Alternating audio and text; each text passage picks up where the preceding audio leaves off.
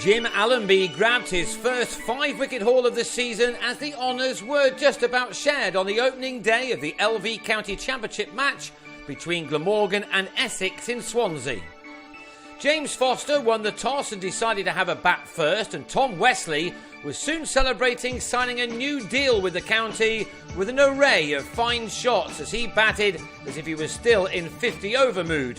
The 25-year-old has had a good season in all formats of the game and was soon dominating the scoring in partnership with Nick Brown in what is a must-win game for Essex, who began it in 4th place in the second division table, but 20 points behind second place with a game in hand. Brown is just beginning to develop nicely at the top of the order for his team, and he backed up the efforts of his partner well. Wesley was at his 50 in the 18th over, making 53 of the 70 runs on the board, with his 10th four taking him to his mark of only 62 deliveries. He was rewarding his skipper for calling correctly at the toss. Glamorgan badly needed a wicket and Dean Koska supplied it in his 3rd over. Wesley, still attacking, bowled on the sweep for 60, made an opening partnership of 79. Koska struck again in his next over, Ravi Bapara trying to turn the spinner to leg but edging to Allenby at slip to go for 4. Brown, who earlier on in the campaign struck 200s in the same game against Derbyshire, batted through the morning session for his 31 runs, the break coming with Essex on 102 for 2 and no doubt pleased with their morning's work. Jesse Ryder looked to keep up that good work after the break as he struck Koska for a 6 in the 5th over after the interval. But the Kiwi then nicked off to Andrew Salter, having made 24 of the 126 runs on the board. Foster came in at number 5 and was soon batting with positive intent, striking 3 early 4s off successive deliveries off Salter at a ground where over the years the spinner has excelled. Because of that, Foster must have known that this was a very good pitch to be batting first on. Brown was certainly enjoying it at this stage and he registered his 50 off a patient 126 deliveries. His half-century reached with his 8th 4 in the 47th over of the day. The 23-year-old was being rewarded for his patience. At the other end, Foster continued to attack, scoring his runs at faster than a runner ball when he leant back and launched Koska over the bowler's head for a 6.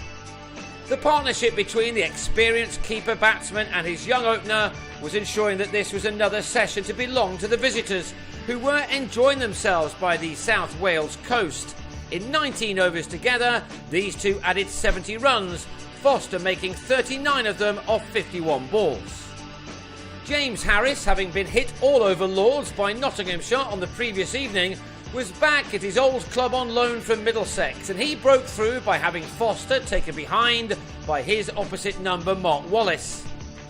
T followed soon after with Essex on 207 for 4 and Brown still there, batting through 4 1/4 hours for his 68 runs, but having added 5 more, he gave Allenby his first success of the day with an edge behind.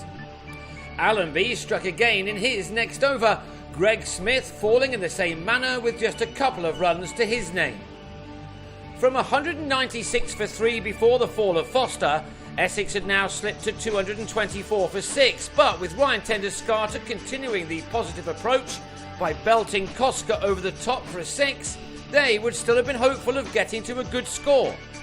The second batting bonus point had just been posted when Graham Napier holed out off Allenby, Michael Hogan with the catch in the deep, and 3 overs later, after blasting 17 off 9 balls, Sajid Mahmood, in just his second appearance of the summer, was LBW to Hogan, before the last 2 wickets fell to Allenby in the space of 3 balls. On 46, Tender-Scarter was bang in front, and Monty Panesar went in the same way to a swinging delivery, as Allenby ended with 5 for 56, his 5 coming for 31 runs in 7 overs, as Essex were dismissed for 286.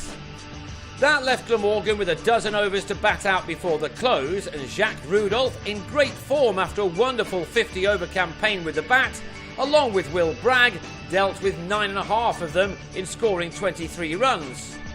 Panesar was on as early as the 5th over, and in his 3rd, he had Bragg caught behind at the 2nd attempt by Foster. Rudolph and night watchman Salter survived the remaining deliveries, which means that Glamorgan will enter the second day on 27 for 1, which sees them trailing at this stage by 259 runs. Panesar can expect a number of overs as this game develops.